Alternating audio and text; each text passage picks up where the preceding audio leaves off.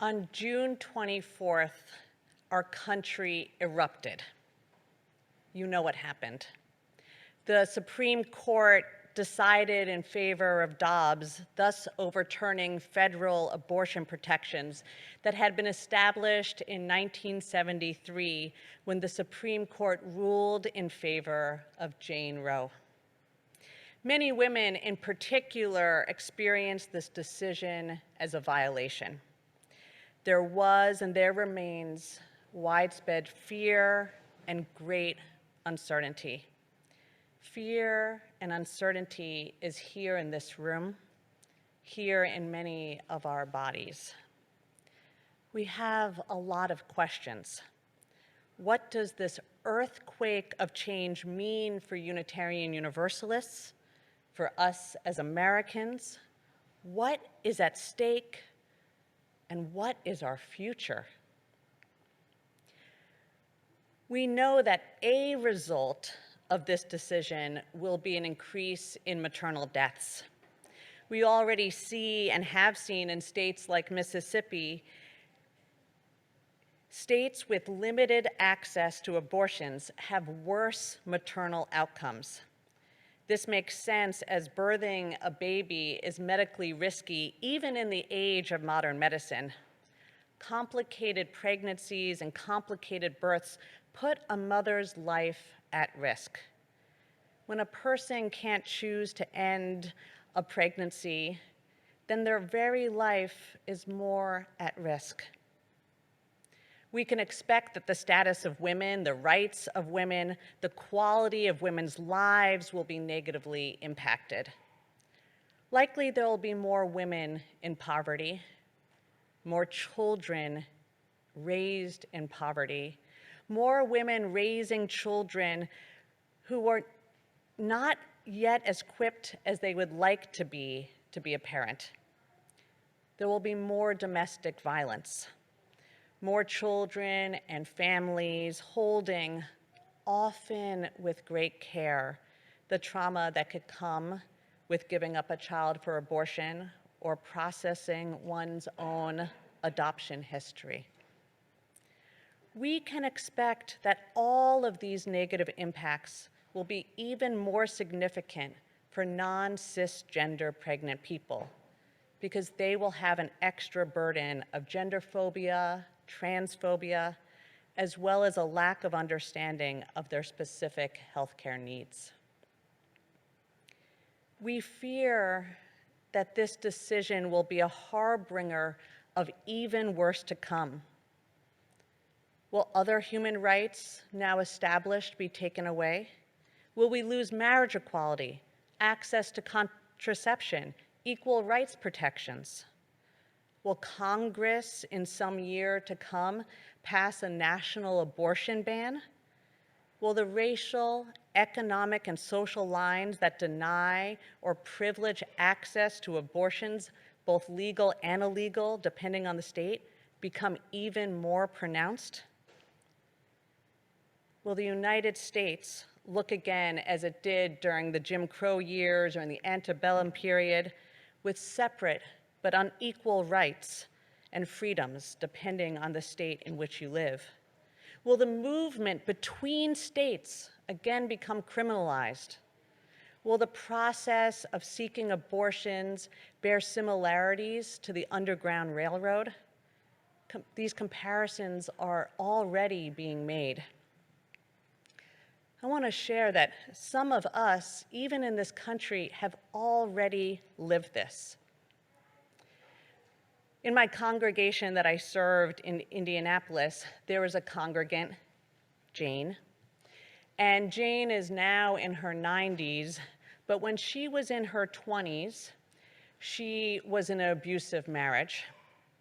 She and her husband already had 4 kids, and she could tell that he would be leaving her soon, and she would be the one raising these kids. And I want to say, at least in Indiana at that time, you were not employable, i.e. they would not hire and would even fire women for just being married, and certainly for having kids. And so the way that she found around this was becoming a piano teacher independently.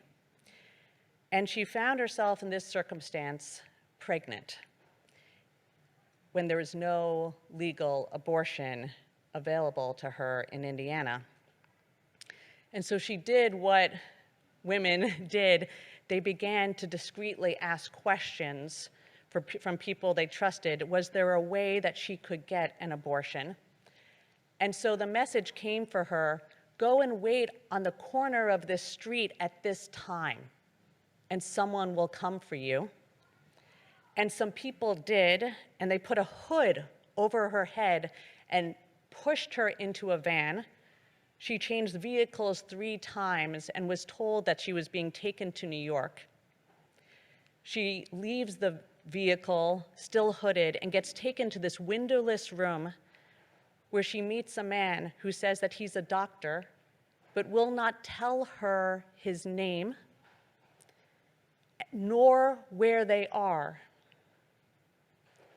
and says to her, if you ever get asked to describe me or recognize me, you need to deny you know who I am.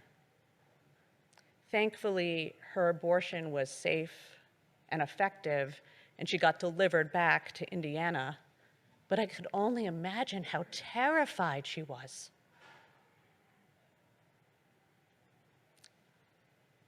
This is what we fear.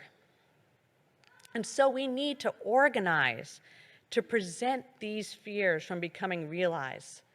And we need to organize for the restoration of our rights.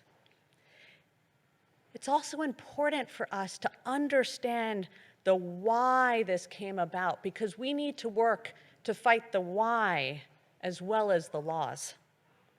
We arrived at this moment because of a whole unholy trinity of oppressions: white supremacy, patriarchy, and Christian hegemony.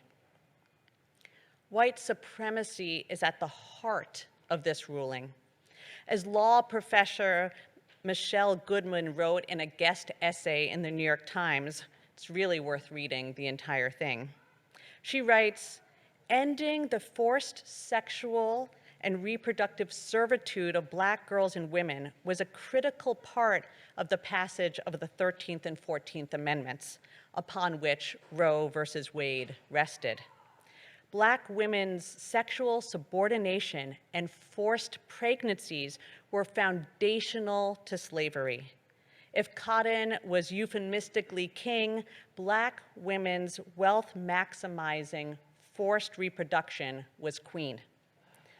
Overturning Roe versus Wade reveals the Supreme Court's neglectful reading of the amendments that abolished slavery and guaranteed all people equal protection under the law, namely the 13th Amendment's protection against involuntary servitude and protection of bodily autonomy, as well as the 14th Amendment's defense of privacy and freedom. The Dobbs decision means to erase Black women from the Constitution. This eraser, as evident in the majority opinion, now threatens the bodily autonomy, privacy, and freedom of all pregnant people, but pregnant people of color most of all. Patriarchy was at the heart of this decision. Though every community will in some way be affected by the Dobbs decision, the largest group it will most directly affect are women and girls. Girls. Globally and historically, and here and today, women face legal, economic, social, workplace, and educational disadvantages, as well as real, straight-up violence. Women never have been fully free or self-autonomous. Never. And this truth was made horrifically evident by the 5 male justices who voted to overturn Roe, and in the male-dominated state houses who vote to prohibit nearly all abortions, including in instances of rape and incest. Christian hegemony is at the heart of this decision. Christian hegemony, which is a very popular term in seminary, is an everyday, pervasive, and systematic set of Christian beliefs and values that individuals and institutions make dominant throughout all aspects of our society. The Dobbs decision was the direct result of decades of organizing by the religious right, who wanted to instill their theologically informed view of the world and of women upon the people of the United States, irregardless of the fact that, that people in our country have always been both a-religious and religiously diverse. And even though our Constitution enshrined that there would be both religious freedom and a separation of church and state. This separation of church and state also took a blow in the majority opinion. Have any of you read the Dobbs opinion authored by Justice Alito? I was struck immediately by the first line, which reads, "Abortion presents a profound moral issue on which Americans hold sharply conflicting views." A moral issue, a moral issue. That was how Justice Alito framed it. Not a healthcare issue, not a legal issue, a moral issue, which made me wonder with skepticism and as a member of the clergy, whether our courts were meant to decide moral issues. Isn't morality the purview of religion? Former District Attorney Joan Korb writes, "The United States was founded on two conflicting traditions. In the religious tradition, which dates back to the earliest of civilizations, government and religion were inseparably intertwined. This tradition accepts the view that government can be used to impose the moral values of some onto all. But with the signing of the Constitution and the Bill of Rights, our founding fathers declared that even a majority, and hopefully not a minority, within society cannot impose its moral values on others, thereby harming individual rights. Majority rule is tempered by minority rule.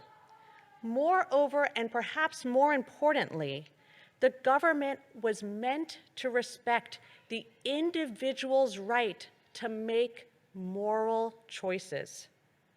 We see in the religious rights victory that this religious tradition is being enacted. In a nutshell, it is an act of theocracy." Welcome to America. Let's take a look at the theology that birthed this theocracy. And I'm not talking about Christianity as a whole or about Christians as a whole, but rather to those Christians that miss the blatant and primary messages of Christianity, the primary messages of love, forgiveness, mercy, charity, and justice for the oppressed, and replace them with messages of God's anger and damnation, human sinfulness, and a narrow, tight view of human worth and worthiness being exceptionally rare. Let me unpack the story that this theology comes from. Let me say, the Bible says nothing about abortion, though there are some texts about life beginning with breath, which is why Jewish theology and Jewish clergy support abortion and do not support the idea that life begins with conception. Instead, I think, since there are no direct teachings on abortion, we need to look to Mary, mother of Jesus. Let's talk about what we know about her. She was young, likely a teenage girl, experiencing a stigmatized pregnancy without social or financial support of a husband.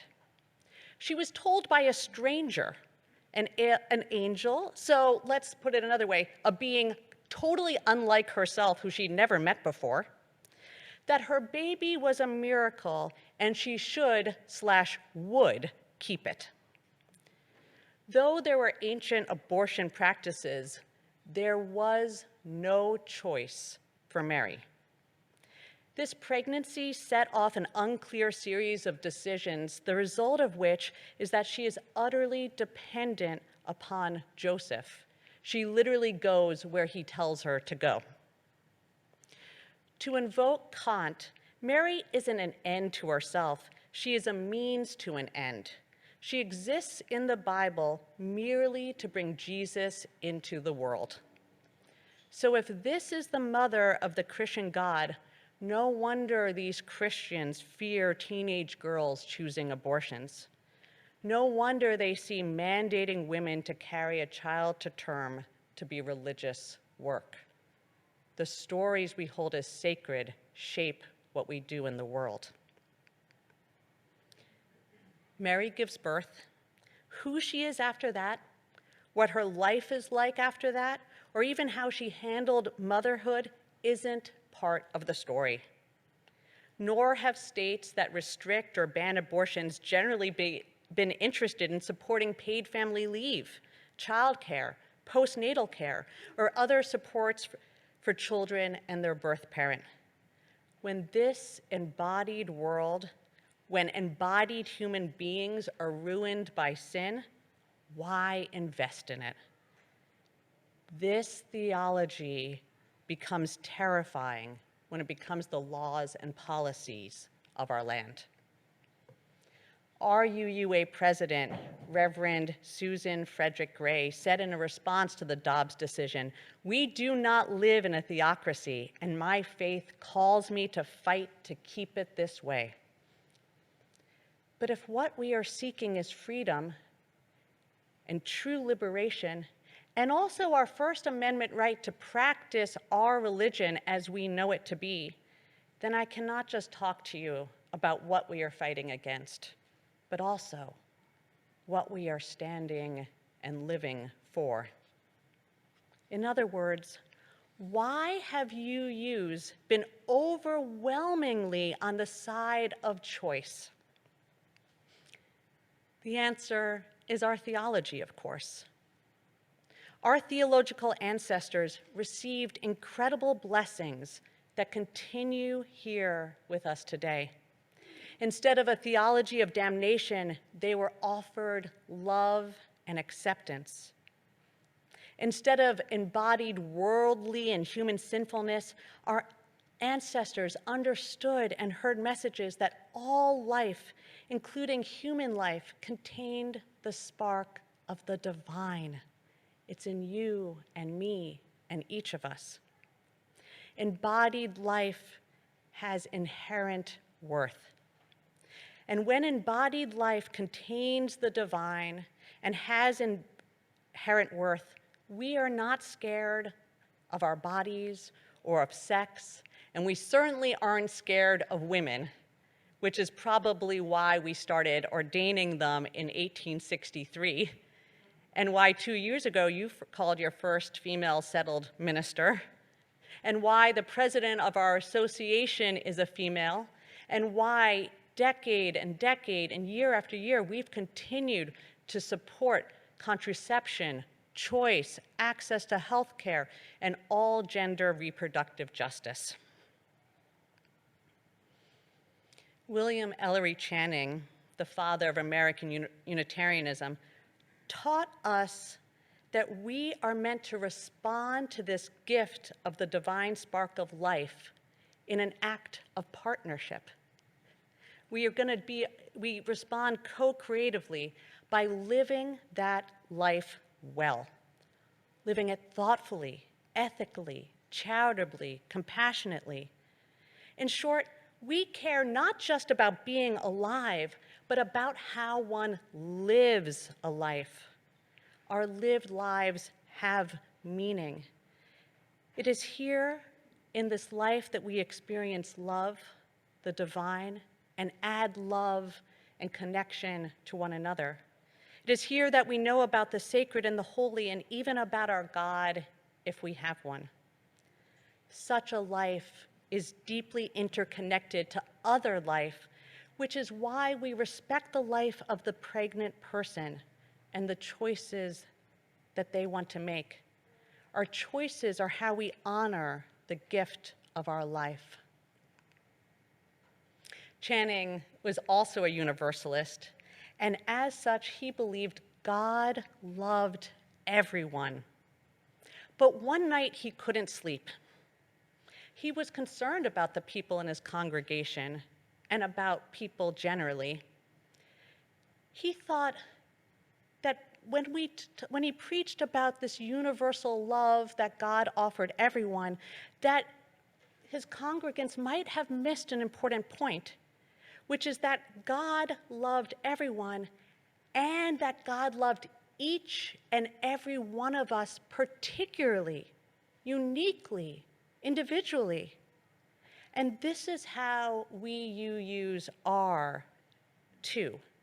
We care about people broadly and universally, and we care about them particularly, about the particulars of their lives and their circumstances.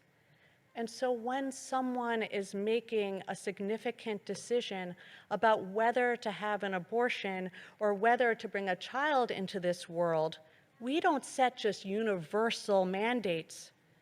We respect that decision and the factors that formed it and the particular life that will be impacted. And so we meet that particular person with love, whether or not we know them personally or not. The God of our ancestors did not seek to control us, and so we do not believe in coercing others. We are pro the dignity of choice and self-determination. We don't require anyone here to proclaim a specific theology to join our congregation, though we hope that you will theologically grow during your time with us.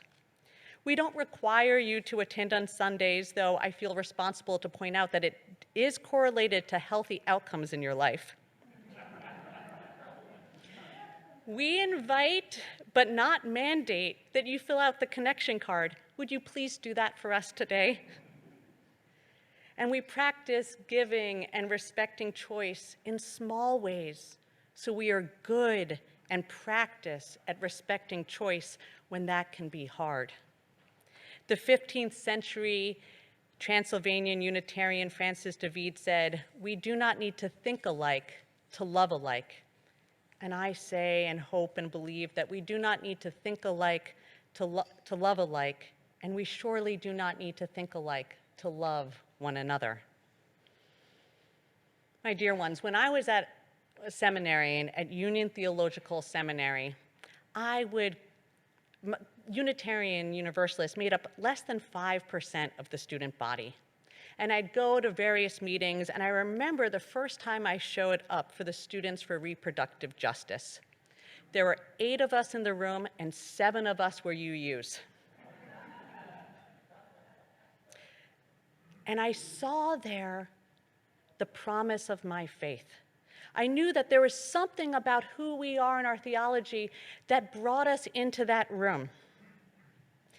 There is a promise in our faith, in our legacy, in the needs of our community that puts us in that room. And so when it comes to reproductive justice in its many forms in the days and months and years, and maybe even decades ahead, may we be called disproportionately to show up. May it be so, and amen.